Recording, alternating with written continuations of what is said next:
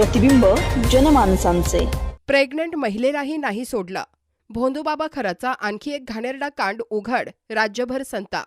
Captain म्हणून ओळखल्या जाणाऱ्या भोंदूबाबा अशोक खरात याच्या विरोधात आणखी एक धक्कादायक आणि संतापजनक तक्रार समोर आली आहे।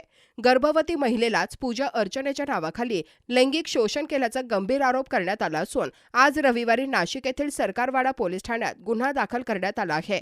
पीडित महिलेच्या तक्रारीनुसार ती गर्भवती असताना समस्या दूर करण्याच्या बहाण्याने खरातने तिला बोलावले। यावेळी तिच्या पतीला बाहेर बसवून आतमध्ये एकट्याने तिच्यावर अत्याचार करण्यात आला। विरोध केल्यास जीवे मारण्याच्या धमक्या देत मानसिकदृष्ट्या दबाव टाकल्याचाही आरोप तक्रारीत नमूद आहे। या प्रकरणातील आणखी एक धक्कादायक बाब म्हणजे लोकांमध्ये भीती निर्माण करण्यासाठी नकली साप आणि वाघाचे कातडे वापरून अघोरी विद्या केल्याचा आरोप आहे।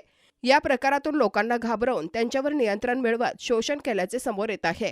या नव्या तक्रारीनुसार अशोक खरात विरुद्ध BNS 64 बलात्कार, BNS 74 लैंगिक अत्याचार आणि BNS 351 जीवे मारण्याची धमकी अंतर्गत गुन्हा दाखल करण्यात आलाय। विशेष तपास पथक प्रमुख तेजस्विनी सातपुते यांच्या नेतृत्वाखाली तपास सुरू असून या तक्रारीमुळे तपासाला नवे वळण मिळण्याची शक्यता आहे। यापूर्वीच खरातच्या घर व कार्यालयातून 58हून अधिक आक्षेपार्ह व्हिडिओ, 8 लाखांची रोकड, पिस्तूल व जिवंत काडतुसे जप्त करण्यात आले आहेत।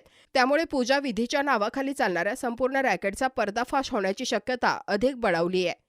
गर्भवती महिलेलाही न सोडणाऱ्या या प्रकारामुळे राज्यभर संताप व्यक्त होत असून पोलीस यंत्रणा आणि SIT कडून कठोर कारवाईची मागणी जोर धरत आहे। पुढील तपासात आणखी धक्कादायक खुलासे होण्याची शक्यता नाकारता येत नाही। नवीन बातम्या आणि ताज्या घडामोडींसाठी आजच आपल्या चॅनलला सबस्क्राईब करा।